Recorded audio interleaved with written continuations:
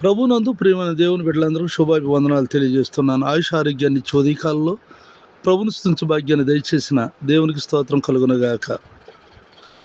నీకు విరోధముగా రూపింపబడిన ఏ ఆయుధము వర్ధిల్లదు.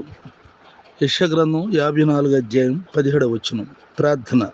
కృపగలిగిన మా తండ్రి, దయగలిగిన ప్రభా, నీకు వందనాలు. ఈ యొక్క ప్రార్థనలో పాల్గొంటున్న నీ బిడ్డలందరినీ దీవించి ఆశీర్వదించండి. మీరు అంటున్నారు, నీకు వ్యతిరేకంగా, నీకు విరోధంగా రూపింపబడిన ఏ ఆయుధం వర్ధిల్లదు అని. నిశ్చయముగా నీ బిడ్డలను దీవించి ఆశీర్వదించండి.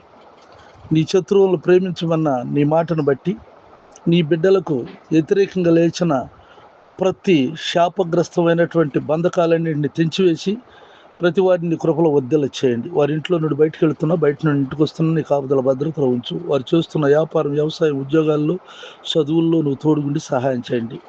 తండ్రి, అనారోగ్యాలతోటి నానావిధ సమస్యలతో బాధపడుతున్న కుటుంబాలను ఆదరించండి. తండ్రి, చేతబడి కట్లు, షెల్లంగి కట్లను తెంచివేసి అప్పులు, ఆర్థిక సమస్యలను తీర్చి తండ్రి, వారు చేస్తున్న వ్యాపారం, వ్యవసాయం, ఉద్యోగాల్లో, చదువుల్లో అభివృద్ధిని దయచేసి తండ్రి నిత్యం నీ కృపలో భద్రపరిచి కాపాడండి. వివాహాలు జరగవలసిన బిడ్డలకు మంచి సంబంధాలు సమకూర్చి వివాహాలు జరిగించండి. వివాహాలు అయిన వారు, పెళ్లి రోజులు జరుపుకుంటున్న వారికి సంవత్సరం నుండి సంవత్సరాంత వరకు నాకు దృష్టించి కాపాడండి.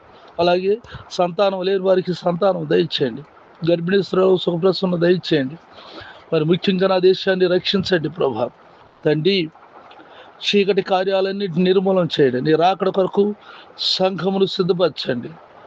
నానా విధ రోగముల చేత, యాదల చేత పీడింపబడిన వారిని అందరినీ నువ్వు బాగు చేసి నాయన సంపూర్ణ ఆరోగ్యవంతులుగా ఉంచమని ప్రార్థిస్తున్నాను.